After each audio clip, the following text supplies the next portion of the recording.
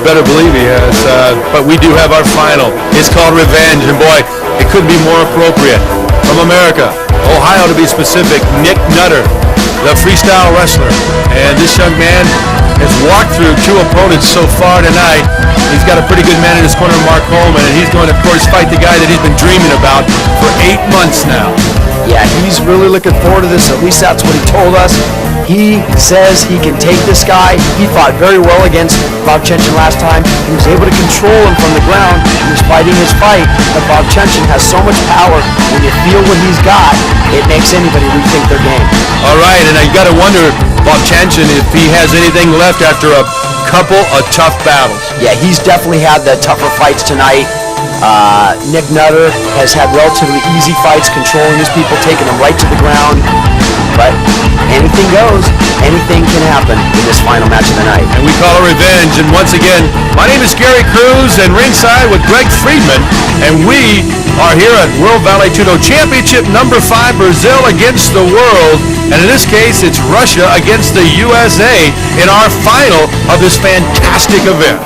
As they were talking earlier about Dom the Dragon Wilson, I happened to be in on a meeting earlier where Federico Lapenda and Dom the Dragon Wilson were talking, and they weren't only talking about movies, they were talking about fighting. So I would not be surprised if Dom the Dragon Wilson, this is me, don't quote me on this, but I expect that there may be a fight coming out with him in the next year or so. All right, well, we'll keep you posted, of course, as Igor Vovchanchyn comes into the ring for the final. And I'll tell you what, this ought to be awesome.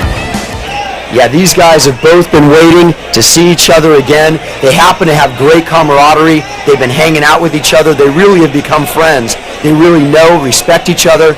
But when it gets into the octagon... Well, Vovchanchyn has the edge psychologically, I believe. Yeah, I really believe so, too. He's been so nice. Nutter said to me, it's so hard to be angry with this guy. It's so hard to get up for a fight when you have a guy as friendly as Vovchanchyn is. Well, the last time they fought, though, very controversial.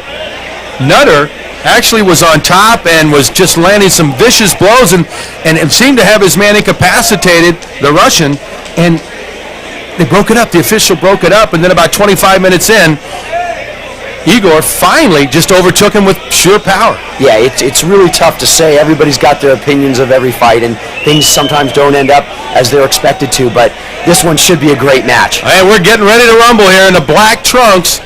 Igor Vovchanchyn against the American Nick Nutter with the red knee pads. Knee protection there. And oh, my God. Huge knee immediately. Nutter charges in and catches a knee right on the button. He's out. He's out. It's over! It is over! Nutter is stone cold out! Up over the top rope comes Coleman to see his man.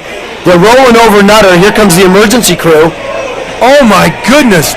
He got caught.